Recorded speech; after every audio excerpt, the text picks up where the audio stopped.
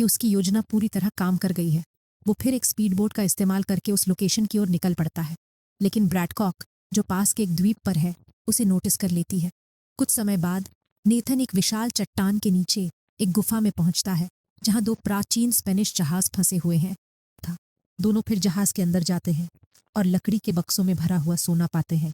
दुर्भाग्य से उनकी खुशी ज्यादा देर तक नहीं टिकती, क्योंकि ब्रैडकॉक और उसके गुंडे भी वहां पहुंच जाते हैं। नेथन और विक्टर खजाने को लेने में व्यस्त हो जाते हैं कि अचानक ब्रैडकॉक कड़े कदम उठाने का फैसला करती है।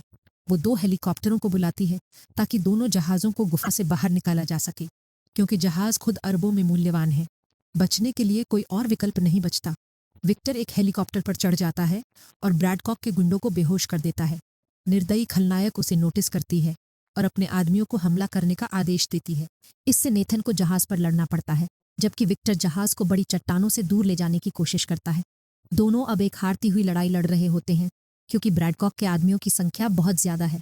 सौभाग्य से विक्टर दुश्मन के हेलीकॉप्टर को एक चट्टान की ओर ले जाने में कामयाब हो जाता है, जिससे दूसरा जहाज टुकड़ों में बिखर जाता है। इस दुर्भाग्यपूर्ण घटना में आधा सोना खो जाने के बाद ब्रैडकॉक नेथन को अपने हाथों से मारने की कोशिश करती है।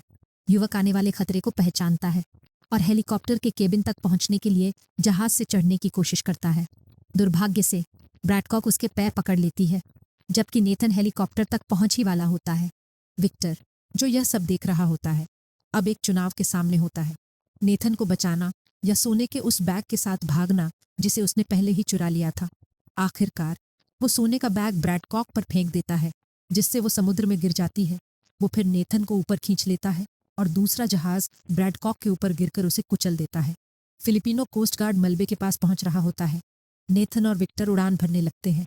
युवक फिर खुलासा करता है कि वो अपनी जेब में सोने की कुछ सिल्लियां और गहने बचाने में कामयाब हो गया है।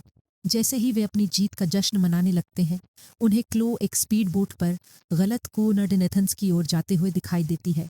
जैसे ही फिल्म समाप्त होती है, सीन एक जेल में कटता है, जहां हम देखते हैं कि सैम अभी भी जिंदा है और नेथन को एक और पोस्टकार्ड लिख रहा है।